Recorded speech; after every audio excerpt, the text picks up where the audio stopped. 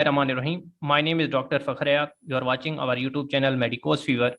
आज का जो हमारा टॉपिक है वो है रीनल सिस्टम। ये हम कर रहे हैं यूएसएमएल स्टेप 1 की जो फर्स्ट एड बुक है वहां से हम कर रहे हैं। तो सबसे पहले हम क्या करेंगे, उसकी एम्ब्रियोलॉजी करेंगे, then anatomy, physiology, pathology, then the pharmacology. Today our topic is the embryology of the renal system. अब जो किडनी की एम्ब्रियोलॉजी है उसमें क्या होते हैं, तीन पार्ट्स इंपॉर्टेंट हैं। Number 1 is the pronephros, other is the mesonephros, then the metanephros. सबसे पहले हम आ जाते हैं प्रोनेफ्रोज की तरफ। ये mainly third week of the development में बनते हैं और ये क्या हो जाते हैं, डीजनरेट हो जाते हैं, दीज बिकम डीजनरेटेड। उसके बाद आ जाते हैं मेसोनेफ्रोज। ये जो है ये वाला part, this is called as the mesonephric, और ये mainly the male genital system में, in case of the male genital system ये वोल्फियन डक्ट बना देते हैं। और यही जो वोल्फियन डक्ट है और ये मेनली बाद में जाके जो मेल जेनिटल सिस्टम में डक्टस डिफरेंस और एपिडिडाइमस, जो कि टेस्टीज के ऊपर जो डक्टस डिफरेंस और एपिडिडाइमस है वो बना देते हैं। उसके बाद आ जाते हैं द मेटानेफ्रोज। ये है मेटानेफ्रोज, द मोस्ट इंपॉर्टेंट। और ये क्या है, परमानेंट किडनी फॉर्मेशन।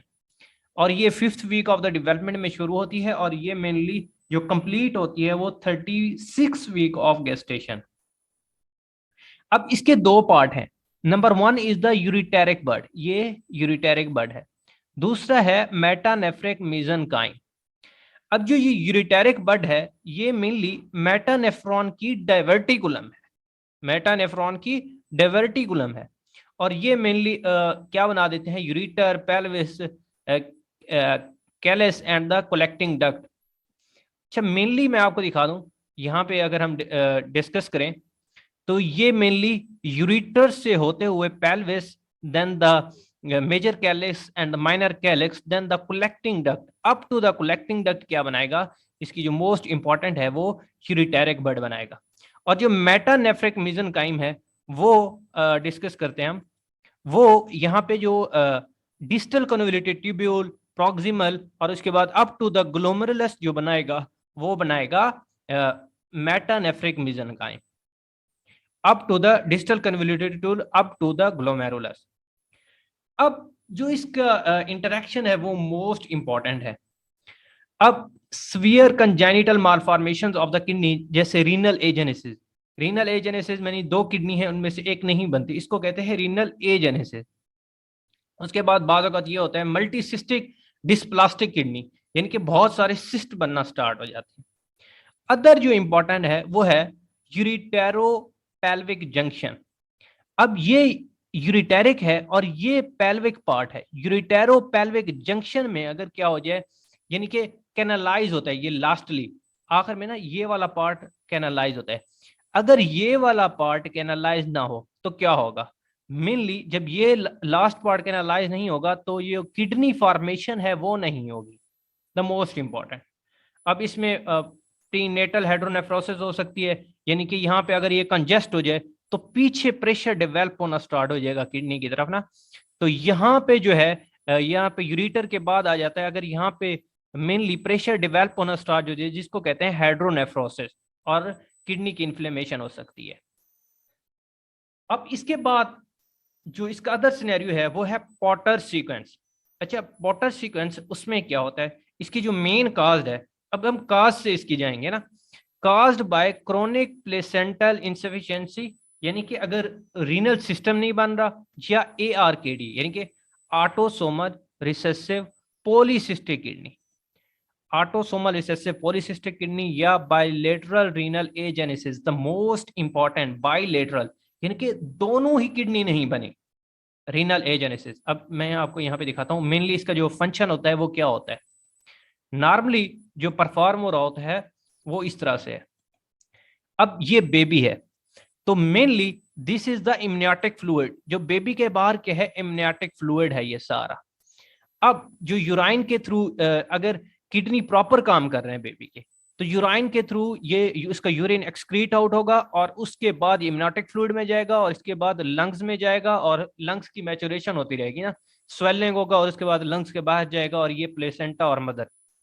अगर यूरिन की फॉर्मेशन नहीं हो रही यूरिन की, तो क्या होगा, यहाँ पे जो इम्नियोटिक फ्लूइड है, यूरिन की फॉर्मेशन कब नहीं होगी, जब किडनी नहीं होंगे, तो किडनी के प्रॉब्लम्स होंगे इन द फीटस। अब किडनी में फीटस के प्रॉब्लम है, तो यहाँ पे इम्नियोटिक फ्लूइड में क्या होगा, इम्नियोटिक फ्लूइड कम हो जाएगा। जब इम्नियोटिक फ्लूइड कम हो जाएगा तो यहाँ पे जो मदर प्लेसेंटा है ये इसको कंप्रेस करेगा बेबी को। अगर ये कंप्रेस करेगा बेबी को तो यहाँ पे ये mouth to up to the ये जो फीट तक डिफरेंट एबनॉर्मेलिटीज होंगी। और अदर लंग्स में अगर ये यानी कि फ्लूइड नहीं होगा तो वो लंग्स मैच्योर नहीं होंगे प्रॉपर, और बेबी की डेथ हो जाती है। This is called as the Potter sequence. तो इसको समझाने का यही मतलब था कि पॉटर सीक्वेंस होता किस तरह से। अब देखें, ओलिगोहेड्रोनीमियाज यानी कि इम्नियोटिक फ्लूइड कम हो गया, compression of the developing fetus किस तरह से कंप्रेस हो रहा है वो भी आपको पता है, लिम्स डिफॉर्मिटीज और कंप्रेशन ऑफ द चेस्ट। अब ये पॉटर सीक्वेंस में इसका मोस्ट इंपॉर्टेंट इसका पल्मोनरी हाइपोप्लेजिया। अब पल्मोनरी हाइपोप्लेजिया क्यों हो रहा है, the most important is the pulmonary hypoplasia is due to यहाँ पे, क्योंकि जो लंग्स में क्यों इम्नियोटिक फ्लूइड नहीं है तो पल्मोनरी हाइपोप्लेजिया हो गया।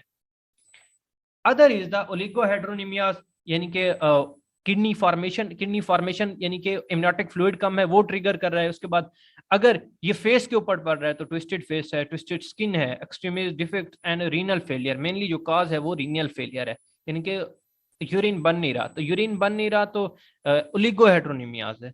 This is called as the Potter sequence, the most important. उसके बाद हम डिस्कस करते हैं हॉर्स शू शेप किडनी। अब हॉर्स शू शेप किडनी क्या होता है, मेनली ये inferior poles of the both kidney fuse. Normally जो किडनी बन जाते हैं तो ये इंफीरियर पोल पे, अब ये देखिए यहाँ पे है इंफीरियर मेजेंटेरिक आर्टरी, और ये मेनली जो नीचे होंगे इंफीरियर मेजेंटेरिक आर्टरी ऊपर होगी और ये जो फियन होगी वो नीचे होगी।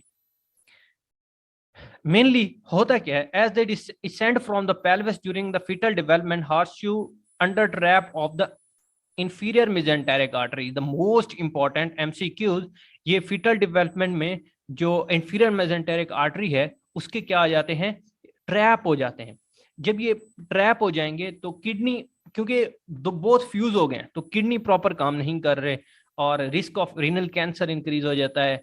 अब ये इस किस में होगी, टर्नर सिंड्रोम, ट्राइसोम्स 13, 18, 21। अब यहाँ पे हम देखेंगे तो ये क्या है, वर्टिब्रा है, ये मेनली वर्टिब्रा है, और यहाँ पे एयोर्टिक है, यहाँ इंफीरियर वेना केवा है, और ये जो व्हाइट में दिखाया गया है ये किडनी है, और ये किडनी बोथ डिफ्यूज्ड है यानी कि आपस में मिले हुए हैं। This is called as the horse shoe shaped kidney. Here the most typical example. other is the other we will discuss about the congenital solitary functioning kidney. The name represent congenital solitary, एक kidney function कर रहा होगा। अब ये क्यों कर रहा होता है, mainly condition of the being born with only one functioning kidney. बाज़ औक़ात सिम्टम्स अपेयर नहीं होती क्योंकि जो कंपनसेटरी दूसरा किडनी है वो काम कर रहा होता है, लेकिन मेनली अगर कोई एनॉमली हो जाए तो ये different types of the infection के चांसेस हो सकते हैं। अब है यूनिलेटरल रीनल एजेनेसिस, यानी कि एक किडनी नहीं बना। अब मेनली क्या होता है, मैं आपको डिफरेंस करता हूँ। तो यहाँ पे हमने यूरिटेरिक बड पढ़ा था ना, यूरिटेरिक बड मेनली ये जो मेटानेफ्रिक मेसेनकाइम है ये मेनली इसको इंपॉर्टेंट ये क्या करता है, इनको इंड्यूस करता है वो किडनी बनाए, यूरिटेरिक बड। अब यहाँ पे हम देखेंगे यूरिटेरिक बड का क्या है रोल, यहाँ पे देखेंगे ureteric bud mainly fails to develop and induce differentiation, उसकी डिफरेंशिएशन ही नहीं करता मेटानेफ्रिक मेसेनकाइम की ना। यहाँ पे देखें तो मेटानेफ्रिक मेसेनकाइम की यूरिटेरिक बड डिफरेंशिएशन ही नहीं करता, जिसकी वजह से यूनिलैटरल रीनल एजेनेसिस हो सकती है। उसके बाद मल्टीसिस्टिक डिस्प्लास्टिक किडनी, बहुत सारे सिस्ट बन गए हैं। अब यही यूरिटेरिक बड डेवलप तो हो जाता है लेकिन उसकी डिफरेंशिएशन नहीं हो जाती। पहले है कि इसकी डिफरेंशिएशन ही नहीं कर रहा और ये डेवलप भी नहीं हो रहा। अगर डेवलप हो रहा है, अगर उसकी नहीं डिफरेंशिएशन कर रहा, this is called as the multicystic dysplastic kidney. अब डुप्लेक्स कलेक्टिंग सिस्टम ना, अब डुप्लेक्स कलेक्टिंग सिस्टम क्या है, duplex mean two, bifurcation of ureteric bud before it enters the metanephric blastoma, और ये Y shaped bifida बना देता है। और मेनली ये इंपॉर्टेंट नहीं है लेकिन ये है increase risk of urinary tract infection. अब जो मोस्ट इंपॉर्टेंट है वो है पोस्टीरियर यूरिथ्रल वॉल। अब membrane remnant in the posterior urethra in the male, it can lead to the urethral obstruction। यहाँ पे urethra है, अगर यहाँ पे क्या हो गया, एक remnant बच जाए तो क्या हो जाता है, in the posteriorly that can lead to the urethral obstruction। यहाँ पे अगर urethra में obstruction हो जाए, I will be discussing with you is that of the by that point, अगर urethra की क्या हो जाए, यानी कि obstruction हो जाए, तो ये क्या होगा, मेनली जो फ्लूइड है वो दोबारा विजाइको यूरिट्रल रिफ्लेक्स होगा। विजाइको यूरिट्रल रिफ्लेक्स क्या है, यानी कि ब्लेडर से किडनी तक जाता है। और ये हाइड्रोनेफ्रोसिस क्यों हो रही है, क्योंकि रीनल पेल्विस वो हो रही है, डिस्टेंट हो रही है। This is called as the hydronephrosis. Dilated है, यूरिटर भी डायलेटेड है, यूराइनरी रिफ्लक्स है। अब this is called as the, अब vesicoureteral reflex as you know कि भाई अगर यूरिथ्रा से किडनी की तरफ, क्योंकि एक ही रूट है, या तो वो बाहर जाएगा या किडनी की तरफ जाएगा। This is called as the vesicoureteral reflux. That we all discussed about the embryology of the renal system. Thank you so much. Jazakallah. Allah Hafiz. Please like and subscribe our channel Medicos Fever, and remember us in your prayers. Allah Hafiz.